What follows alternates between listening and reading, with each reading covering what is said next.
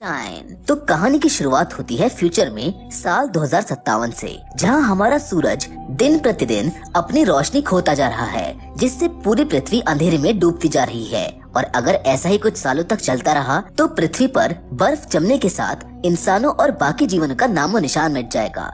जिस कारण साइंटिस्ट ने अपनी रिसर्च से ये पता लगाया कि अगर सूरज पर एक न्यूक्लियर एक्सप्लोजन किया जाए तो ऐसा करने से सूरज की रोशनी पहले की तरह वापस आ सकती है। इसीलिए एक एडवांस टेक्नोलॉजी की मदद से एक्सपर्ट्स की एक टीम को आइक्रिस मिशन पर भेजा गया, लेकिन किसी अनजान कारण से उनका मिशन फेल हो गया क्योंकि वो स्पेसक्राफ्ट सूरज तक पहुंचने से पहले कहीं गायब हो चुका था।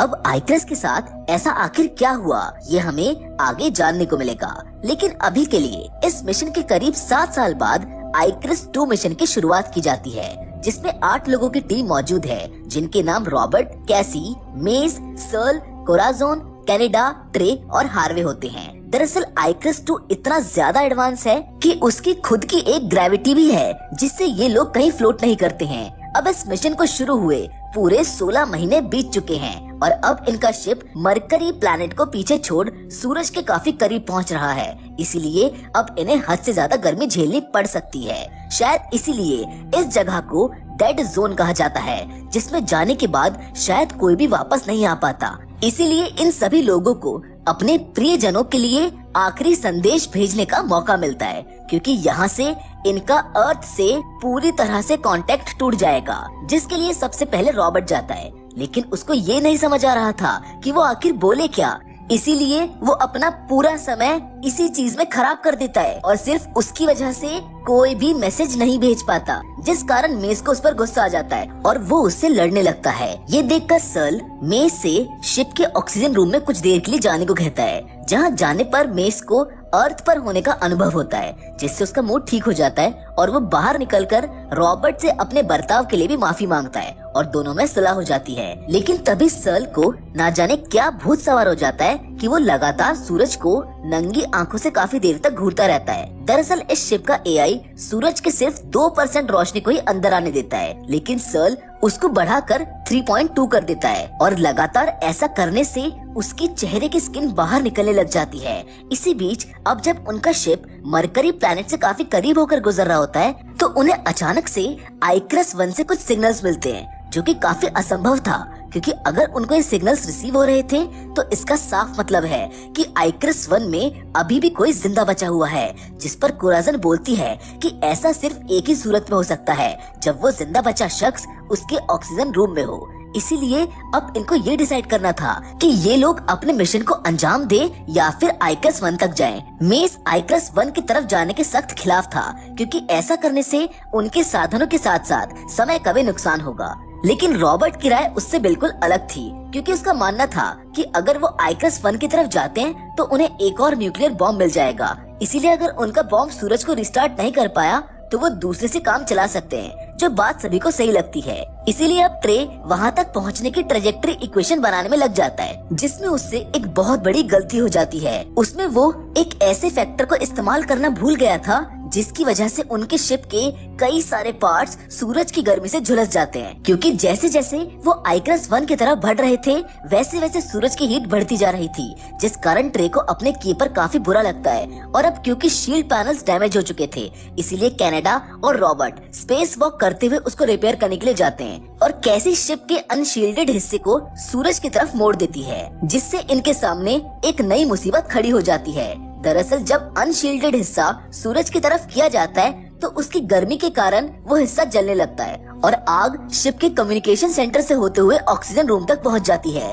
जिसके कारण पूरा शिप धीरे धीरे तबाह होने लगता है। और इस तबाही को रोकने के लिए ये लोग वहाँ की सारी ऑक्सीजन को छोड़ने का फैसला करते हैं। लेकिन ये देखकर शिप का एआई उसका सारा कंट्रोल खुद के पास ले लेता है और उसके अनशील्डेड पैनल को वापस घुमाने लगता है, जिससे कनाडा और रॉबर्ट की जान को खतरा था। इसीलिए कैसी एआई से कंट्रोल अपने पास वापस लेने की कोशिश करती है, जिस पर एआई उसको बताता है कि अगर उनका एक और साथी इसकी रजामंदी देता है तो वो ऐसा कर पाएगी, जिसके लिए वो मेस को राजी करने की कोशिश करती है, पर मेस इसके खिलाफ होता है। इसीलिए वो अब शिप की इस हालत और सारी परिस्थिति के बारे में कनाडा को सब कुछ विस्तार से समझाता है और बताता है, जिस पर कनाडा इस पूरी जिम्मेदारी को अपने सर पर लेते हुए वो रॉबर्ट को वहाँ से निकल जाने के लिए कहता है। फिर वो धीरे धीरे उस हिस्से को रिपेयर करने में कामयाब हो जाता है, मगर तब तक वो हिस्सा उसके साथ सूरज के सामने कर दिया जाता है, जिस कारण कनाडा सूरज की गर्मी में जलकर मारा जाता है, जिससे अभी तो इनकी जान बच जाती है,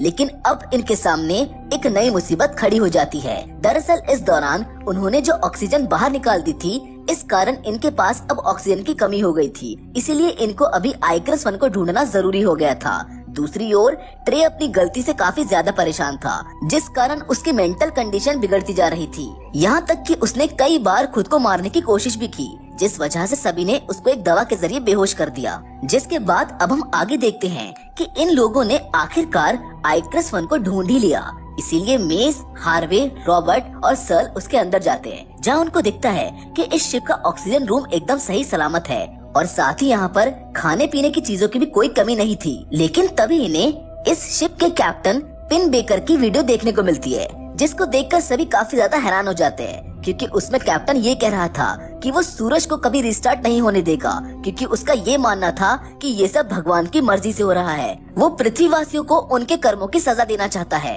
अब इस वीडियो को देखने के बाद ये लोग आगे बढ़ते हैं, जहाँ इनको व्यूइंग रूम नजर आता है, जिस जगह से सूरज को देखा जा सकता था। वहाँ पर इन सभी को बाकी के क्रू मेंबर्स की लाश मिलती है, जो कि पूरी तरह से झुलसी हुई थी, जिससे सभी को समझ आ चुका था कि पक्का किसी ने यहाँ का फिल्टर ऑफ कर दिया होगा, तभी इनकी ये हालत हो चुकी थी। अब इसी बीच सभी को ये पता चलता है कि किसी अनजान कारण की वजह से आइकरस 1 और आइकरस 2 के बीच का एयरलॉक सिस्टम ब्लास्ट हो गया था, जिसके कारण ये लोग अब वापस नहीं जा सकते थे। मतलब कि ये सब अब बुरी तरह से फंस चुके थे। तभी मेस को आइडिया आता है कि अगर कोई यहाँ आइकरस 1 में रुककर इस एयरलॉक सिस्टम को मैनुअली ऑपरेट करे, तो ये सभी लोग एक साथ उसके प्रेशर के जरिए खुद को आइकरस 1 से आइकरस 2 तक आराम से पहुंचा सकते हैं, क्योंकि किस्मत से इनको वहाँ पर एक स्पेस वॉकिंग सूट मिल गया था। लेकिन जो भी यहाँ पर रुकेगा उसको अपनी जान की कुर्बानी देनी होगी, जिससे सबकी जान बच सके। इसीलिए इस काम को करने के लिए सर्ल तुरंत तैयार हो जाता है, जिसके बाद स्पेस सूट रॉबर्ट को दिया जाता है, क्योंकि वो पेलोड को रीडोनेट करने में एक्सपर्ट होता है, जिससे हार्वे को ऐतराज था, लेकिन बाद में वो मान जाता है और मेस के साथ मिलकर वो दोनों खुद को स्पेस क्राफ्ट में मौजूद इंसुलेशन से खुद को लपेट लेते हैं। जिसके बाद दोनों रॉबर्ट को पकड़कर सर्ल की मदद से आइकरस 2 की तरफ लॉन्च हो जाते हैं, जिस बीच मेस और हार्वे की पकड़ छूट जाती है। लेकिन सही समय पर रॉबर्ट मेस को पकड़ लेता है, पर वो हार्वे को नहीं बचा पाता, जो कि खाली स्पेस में ठंड की वजह से तुरंत ही जम जाता है। फिर स्पेसक्राफ्ट से टकराने के कारण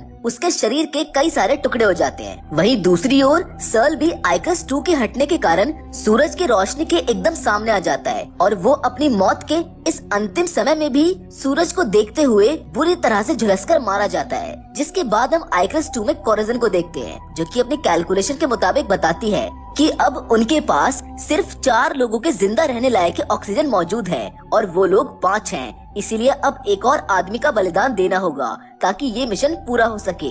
जिस बात को सुनते ही मेस बोलता है कि उनको ट्रे को मार देना चाहिए, क्योंकि उसी की गलती की वजह से वो लोग आज इस सिचुएशन में हैं। यहाँ मेस गुस्से से बौखलाकर ट्रे को मारने के लिए जाता है, लेकिन वो वहाँ पहुंचकर देखता है कि उससे पहले ही उसने अपनी जान ले ली थी। लेकिन इसी बीच शिप का एआई इनको बताता है कि यहाँ पर अभी भी 5 लोग मौजूद हैं, और वो 5वां शख्स असल में व्यूइंग रूम में मौजूद है। इसीलिए रॉबर्ट जब वहाँ जाकर देखता है तो उसका सामना आइकरस 1 के कैप्टन पिन बेकर से होता है, जो कि चोरी छुपे इनके शिप में होता है, जिनका पूरा शरीर जला होने के साथ साथ उनका दिमाग भी खराब हो चुका था, जिस कारण वो बिना बताए ही रॉबर्ट पर जानलेवा हमला कर देता है। दरअसल आइकरस 1 में काफी समय तक अकेले फंसे रहने के कारण पिन बेकर को ये विश्वास हो गया था कि सूरज असल में एक देवता है, जो कि पृथ्वीवासियों को उनके पापों की सजा दे रहा है, और सिर्फ इसीलिए वो नहीं चाहता था कि सूरज को फिर से रिस्टार्ट किया जाए। यहाँ रॉबर्ट पिन बेकर से अपनी जान बचाने के लिए भागने की कोशिश करता है, लेकिन आखिर में पिन बेकर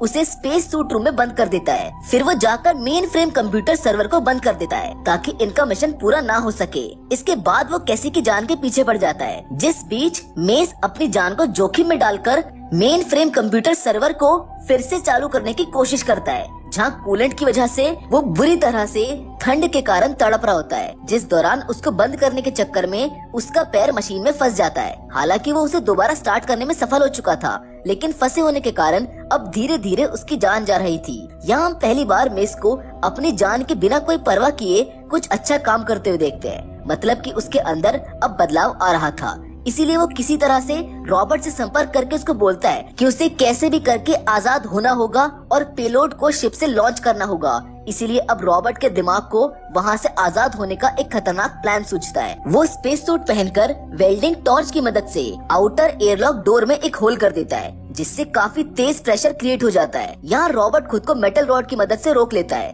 लेकिन प्रेशर के कारण इनर चैम्बर में एक होल हो जाता है। फिर जल्दी वो पूरा दरवाजा ही अलग हो जाता है, जिस दौरान हम कोराजन की लाश को भी देखते हैं, जिससे जाहिर है कि पिन बेकर ने ही इसको मारा होगा। यहाँ रॉबर्ट किसी तरह से खुद को बाहर जाने से रोककर जल्दी से पेलोड को शिप से अलग कर देता है। फिर वो अगले प्रोसेस के एक्टिवेशन के लिए पेलोड की तरफ बढ़ने लगता है। इसके लिए वो स्पेस सूट की मदद से सूरज की झुलसा देने वाली किरणों से होते हुए पेलोड तक पहुंच जाता है, जहां वो जैसे ही इग्निशन को चालू करने जाता है, वहां उसका सामना घायल कैसी से होता है। साथ ही इनके ऊपर पिन बेकर हमला कर देता है, जिस बीच आइकस 2 को सूरज अपने अंदर समा लेता है। मतलब पेलोड सहित ये लोग भी वहीं खींचे जा रहे होते हैं, लेकिन आखिर में रॉबर्ट किसी तरह से पिन बेकर के चुंगल से छूटकर पेलोड के इग्निशन प्रोसेस को स्टार्ट कर देता है, जिसके होते ही सब कुछ एकदम से रोशन हो जाता है, जो कि देखने में बहुत ही सुंदर लगता है। और अब जैसे जैसे इग्निशन प्रोसेस सूरज की तरफ बढ़ता है, डेटोनेशन के साथ उसका न्यूक्लियर रिएक्शन चालू हो जाता है, जिस धमाके में